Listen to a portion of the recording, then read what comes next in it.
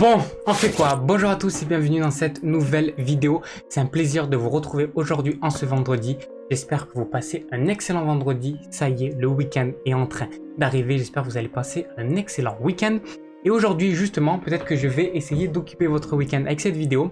Vous savez, tous les vendredis, c'est soit apprentissage profond, soit conseil d'amis. Mais j'en avais marre un petit peu de diviser ces deux concepts. Du coup, j'ai dit, on relie directement les deux. Et aujourd'hui, je vous propose un petit peu un conseil d'amis et en même temps un apprentissage profond. Simplement car je vais vous donner des astuces et des conseils pour pouvoir faire des meilleurs montages vidéo, pour optimiser vos montages vidéo. Alors je vous préviens, ce tutoriel est uniquement disponible pour Adobe Premiere Pro, mais il y a certaines techniques, j'en suis sûr, que vous pouvez utiliser dans d'autres logiciels de montage, donc vous pouvez quand même rester sur cette vidéo. Donc c'est parti, on y va pour ce tout nouveau conseil d'amis et apprentissage profond. C'est parti, on y va, allez go.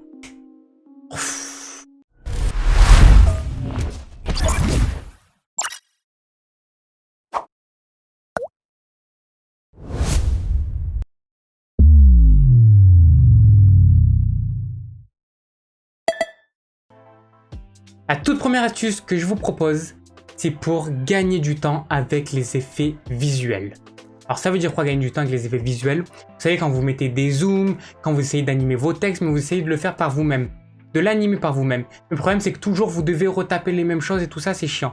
Ah ben non, vous pouvez faire des préconfigurations et vous pouvez créer vos propres effets vidéo. C'est tout ce qu'on va voir, c'est parti, on y va sur l'ordinateur. Allez, on y va. Donc on débute avec la toute première astuce. Donc cette astuce est très simple, c'est comment créer des préconfigurations. Comment créer ses propres effets. Parce que comme on le sait sur Adobe Premiere Pro, ici là dans le panneau effets, vous avez plein d'effets vidéo que vous pouvez rajouter. Vous avez le bruit, vous pouvez rajouter dans le canal, vous pouvez également ajouter du flou, alors je sais pas où il se trouve. Voilà, dans netteté ça doit être, voilà, flou gaussien, vous pouvez rajouter plein de choses. Vous pouvez chercher ça dans le panneau effets. Donc vous pouvez ajouter plein d'effets. Mais également des fois les effets qu'on fait, c'est des effets qu'on bricole nous-mêmes. Par exemple des effets de zoom. C'est-à-dire que par exemple j'ai ce rush ici, cette séquence ici, et je veux la zoomer pour ajouter un petit peu de dynamisme.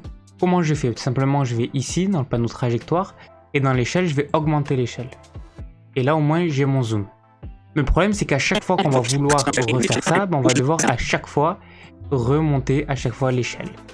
Et on remet et on remonte l'échelle. Et on remet, on remonte l'échelle, etc., etc. Le problème de ça, c'est que ça nous fait perdre énormément de temps. Surtout quand les effets sont plus complexes que ça. Imaginons que je veux faire apparaître une image. Et cette image, je veux la faire apparaître avec un petit effet. Là, ce qu'on va faire, c'est qu'on va faire apparaître ce rush-là avec un effet. Et donc, du coup, l'effet qu'on veut, c'est un effet de sweep. Qui ressemble à ça. Dès qu'on va lancer, le rush, voilà, ça va nous faire cet effet-là. Mais pour bricoler cet effet-là, c'est nous qu'on doit le bricoler. On doit le bricoler comment? Avec le flou accéléré qu'on va aller récupérer dans le panneau effet. Et également directement en bricolant la trajectoire et en bricolant la position ici. En changeant par nous-mêmes la position. Le problème, c'est que si à chaque fois on fait ça à la main, en récupérant, en remettant, en récupérant, en remettant. Et très souvent, je faisais ça aussi moi pour les flous, quand je voulais mettre des vidéos floues. À chaque fois, je mettais l'effet flou. Ce qu'il faut voir, c'est quand vous mettez un effet, vous devez à chaque fois le configurer. Donc par exemple, si je prends l'effet flou gaussien, que je le mets, je vais devoir à chaque fois mettre à combien je veux mettre ce flou. Donc par exemple, je le mets à 55. Si je veux le remettre ici, je vais devoir le remettre et remettre 55, etc., etc. Ça va faire perdre vraiment énormément de temps. Du coup, comment arrêter de faire ça et comment tout simplement maintenant pouvoir enregistrer ces effets pour pouvoir directement les glisser. C'est-à-dire je prends mon effet, je le glisse et il est déjà tout configuré, c'est bon. Alors pour faire ça, c'est très simple. En fait, ici, donc dans le panneau trajectoire, vous allez pouvoir modifier tout ce que vous voulez. Donc soit vous prenez un effet extérieur et vous combinez les effets, comme je vous ai montré par exemple pour le sweep, ou sinon directement vous allez dans le panneau trajectoire. Donc la plupart du temps, c'est des choses qu'on va faire dans le panneau trajectoire. Donc par exemple, imaginons que je veux faire simplement un simple zoom qu'on voit très souvent dans les vidéos, vous savez, pour les rythmer. Alors du coup, comment je vais faire pour ça? Donc je vais monter mon zoom à par exemple, on va dire un truc comme 131. Et là, ce que je vais faire, c'est tout simplement aller en haut, ici. Alors, il faut que je clique d'abord sur le panneau d'effet. Ça veut dire que si vous rajoutez un flou, rajoutez le flou pour vous montrer comment ça fait avec un effet qui vient de l'extérieur. Il faut que vous sélectionnez le flou. Et après, vous allez là et après, vous faites enregistrer préconfiguration. Si je veux enregistrer et le flou et la trajectoire, là, dans ce cas-là, je devrais récupérer les deux. Donc, j'ai juste à rester appuyé sur CTRL et j'appuie sur l'autre. Et là, maintenant, je peux faire enregistrer préconfiguration. Donc si vous sélectionnez rien, alors dans ce cas-là, ça ne marchera pas. Donc pensez bien à sélectionner. Donc là, pour notre exemple, on veut juste la trajectoire, on veut juste l'échelle. Par contre, on ne peut pas enregistrer uniquement l'échelle. Ça, c'est pas possible de le faire. Je peux pas prendre l'échelle et faire enregistrer préconfiguration, ça marche pas. Il faut que je prenne toute la trajectoire. Donc ça, c'est un petit peu dommage. Ça veut dire que également la position du rush où on mettra l'effet sera également changée du coup. Donc l'échelle, la position, la rotation, tout ça héritera du coup de ce qu'on aura enregistré avant. Donc même si on veut juste changer l'échelle, on devra tout changer à chaque fois. Donc du coup, pour changer l'échelle, comme je vous ai montré, donc on monte l'échelle par exemple à 131. Maintenant, je clique ici, je fais enregistrer préconfiguration. Je mets le nom, donc là on va marquer tout simplement zoom. Et si on veut marquer par exemple le zoom, il est à combien? Donc on va marquer zoom, on va marquer par exemple zoom moyen. Au moins on va pouvoir enregistrer plusieurs zooms. Et ici vous avez plusieurs types. Vous avez le type échelle, ancrage au point d'entrée, ancrage au point de sortie. Alors je ne vais pas trop rentrer dans le détail, mais en gros il faut toujours choisir échelle. Échelle, c'est-à-dire que ça va vous adapter. Si vous avez déjà enregistré des points clés, c'est-à-dire si vous avez déjà fait des petites animations à l'intérieur même, mais que vous ne voulez pas directement les changer, alors vous faites échelle et là ça va s'adapter. Vous êtes ancrage au point d'entrée, rien ne va changer, ancrage au point de sortie non plus. Bon, c'est un peu plus complexe que ça, mais je vous l'explique très rapidement. En tout cas, la plupart du temps, il faut choisir échelle. Là, vous pouvez mettre une petite description pour comprendre à quoi fait référence cet effet, et puis après vous cliquez sur OK. Et maintenant, dès que je vais sur un autre rush, j'ai plus qu'à prendre. Alors déjà, vous savez que vous voulez retrouver tout ça. Tout ça, vous allez le retrouver directement dans les préconfigurations ici. Vous avez un panneau préconfiguration et vous aurez du coup toutes vos préconfigurations. Et ici, on a le zoom moyen. Donc je peux le glisser directement et voilà, ça a zoomé. Donc je n'ai plus besoin de le faire à la main. J'ai plus qu'à l'appliquer sur tous mes rushs. Et voilà, tous mes rushs seront zoomés. Donc pour ça, c'est juste génial. Et du coup, vous avez compris, vous pouvez bricoler en créant vous-même vos propres effets, etc. Vraiment, c'est libre d'accès. Le deuxième, c'est pour vous apprendre à faire des sous-titres. Comment faire des sous-titres facilement sur Adobe Premiere Pro. Alors ça servira à quoi de faire des sous-titres? Premièrement, pour les personnes malentendantes. Deuxièmement, si vous ne voulez pas parler dans votre vidéo. Et puis troisièmement, pour rajouter du rythme à votre vidéo. Quand il y a des sous-titres en plus du son, ça rajoute un certain rythme. Le problème, c'est qu'à chaque fois qu'on va faire des sous-titres, c'est chiant, il faut recaler le texte, il faut le remettre droit et tout. Et non, en Premiere Pro, il y a une astuce qui existe. Il y a un onglet qui existe spécial pour les sous-titres. Ça s'appelle Légende. C'est parti, on y va sur l'ordinateur pour que je vous montre ça. Allez, c'est parti, on y va. Ok, maintenant on passe à la deuxième astuce. Comment faire des sous-titres? Eh oui, la plupart du temps, quand on est sur une vidéo, on aime bien qu'il y a des petits sous-titres. Tout simplement car ça nous permet d'avoir du rythme dans la vidéo, mais aussi ça permet quand on parle pas bien, quand on s'exprime mal, quand il y a un mauvais son, ça rattrape vraiment le son quand vous avez des sous-titres, et tout simplement pour les malentendants. En tout cas, c'est toujours bien, et aujourd'hui quand vous regardez toutes les vidéos de Combini, de Brut, toutes les vidéos que vous pouvez retrouver sur les médias sociaux, tout le temps il y a des sous-titres. Donc peut-être que vous voulez en mettre, et du coup je vais vous montrer comment faire. Alors si on veut faire des sous-titres, la plupart du temps ce qu'on va faire, on va prendre simplement l'outil texte, et ici on va tout simplement écrire nos sous-titres. Ceci est un sous-titre. Donc on va le prendre comme ça. Après ce qu'on va faire, c'est qu'on va tout simplement venir le centrer. On le descend. Tac. On lui met, alors pas comme ça, on va le descendre et on va le centrer comme ça. On va lui mettre un petit effet. On va lui rajouter la police. Bon, on va faire un petit peu tout ce qu'on veut. Là, imaginons, moi je mets ma police préférée. Je vais mettre du source en pro. Voilà, je suis bien, je vais me mettre en régular.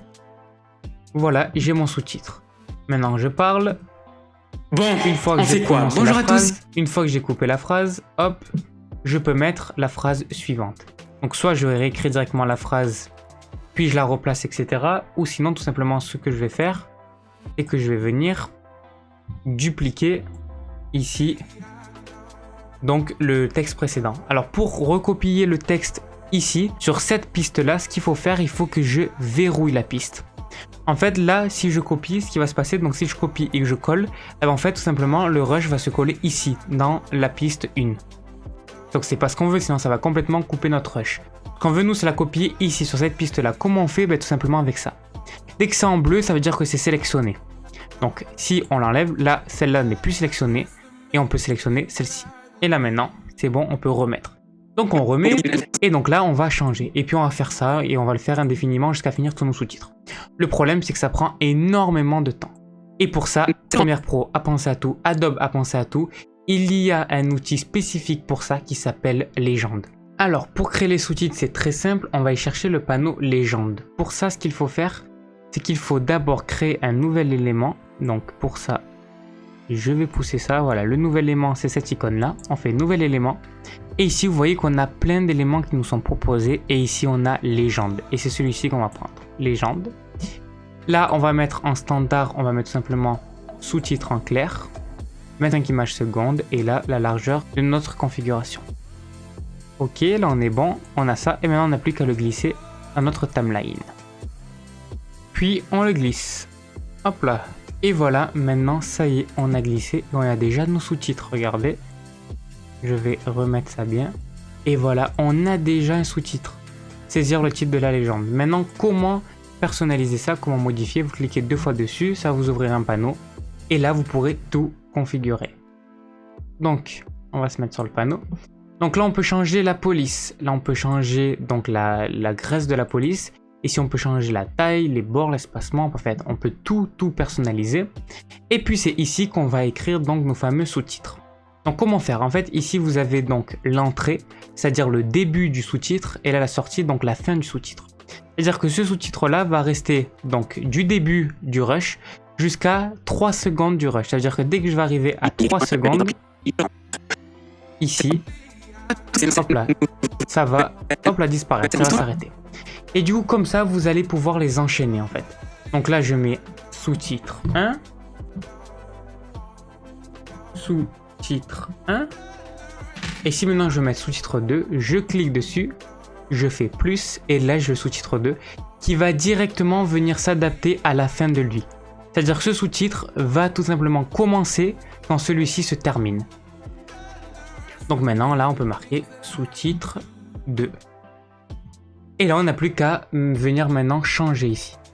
Donc si là par exemple au lieu que je veux que ça finisse à 3, je veux que ça finisse à 2, ben, j'ai tout simplement besoin de mettre 2. Et si je veux qu'ici il commence à 2, eh ben, je mets 2. Et voilà, et là maintenant j'ai mes sous-titres. Donc si je lance le rush, bon, on voit qu'il y a marqué on fait quoi? Bonjour à 1, tous et bienvenue dans cette nouvelle vidéo. C'est un plaisir. Et vous pouvez aussi venir directement ici, les arrêter les sous-titres. Ça veut dire que si vous voulez que ce sous-titre soit plus court, vous pouvez directement le faire comme ça. Que très souvent on entend une phrase, hop là, et là c'est ici qu'on va arrêter le sous-titre. Ok, et c'est parti, maintenant on fait passer le deuxième sous-titre. Et là on le colle, et là on peut mettre le deuxième sous-titre. Et après ici on peut venir ajuster tout ça. Et donc voilà, là vous pouvez venir mettre une couleur d'arrière-plan, vous pouvez venir changer ici la couleur, vous pouvez faire tout ce que vous voulez, la couleur du contour, même ajouter une note de musique, donc ça veut dire un effet audio, les surligner, enfin là après c'est à vous d'explorer, mais au moins je vous ai montré comment faire pour avoir des beaux sous-titres et pas perdre énormément de temps sur ces sous-titres. Et la troisième astuce, troisième conseil, comment faire pour organiser son montage vidéo et même améliorer la vitesse. Tout ce que je vais vous montrer, c'est une astuce que j'ai développée par moi-même, que j'ai trouvé tout seul, que j'ai trouvé hyper pratique. Et même je me suis rendu compte que quand je faisais cette astuce, ben, mon temps de montage finalement était réduit. Et mon temps d'export également était réduit. Donc c'est parti, on va sur l'ordinateur, je vous montre comment on fait, allez on y va. Et maintenant le troisième conseil, la troisième astuce, c'est tout simplement comment organiser son montage. Alors pour ça il y a énormément de techniques connues, faire des dossiers etc. Bon ça on connaît. Moi je veux plus comment on va faire pour organiser notre banc de montage. Ici comment on va organiser tout ça là, tout ce qui est coupé, tout ce qu'on a coupé, imaginez-vous là tout ce qu'il y a qui est coupé ici. Donc là on a coupé tout ça et on va venir faire nous notre rendu sur ça, c'est-à-dire qu'on va venir mettre nos textes et tout, non c'est pas propre.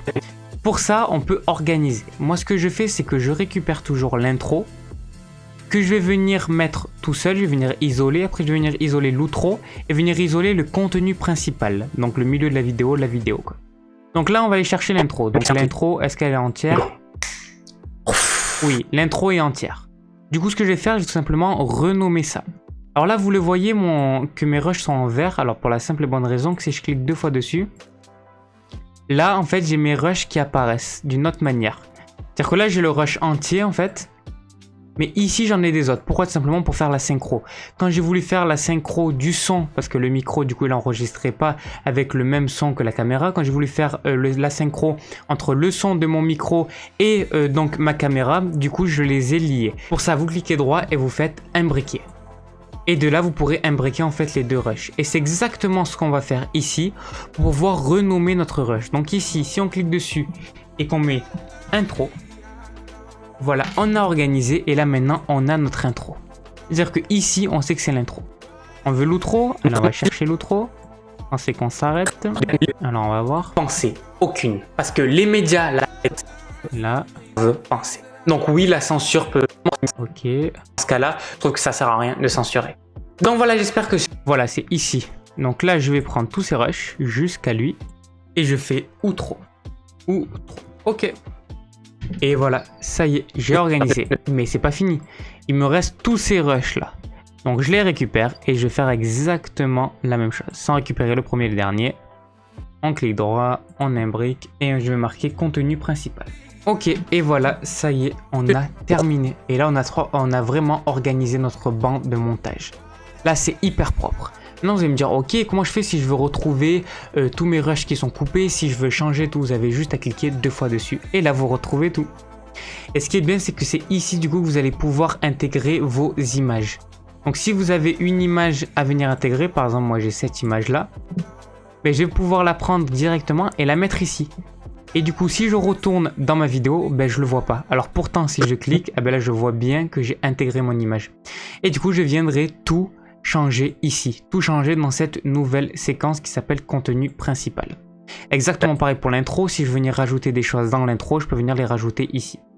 Et en plus, moi, ce que j'ai remarqué la plupart du temps, c'est quand je fais ça et que après je vais faire du coup mon export, ben, la plupart du temps, l'export dure moins longtemps. Je ne saurais pas vous expliquer pourquoi, mais en tout cas, c'est un fait. Et voilà, je vous ai montré ces 3 conseils, ces 3 astuces pour pouvoir optimiser vos montages vidéo sur Adobe Premiere Pro. Voilà, donc si la vidéo vous a plu, n'hésitez pas à mettre un gros pouce bleu, me dire ce que vous en avez pensé dans les commentaires, également de me proposer des idées pour les prochaines vidéos. À vous abonner à la chaîne et activer la cloche à une nouvelle vidéo chaque jour à 18 h. Et nous on se donne rendez-vous demain pour une toute nouvelle vidéo. Et bien sûr, je vous souhaite une excellente soirée, une excellente journée, mais surtout quoi? Surtout une excellente. Allez, ciao!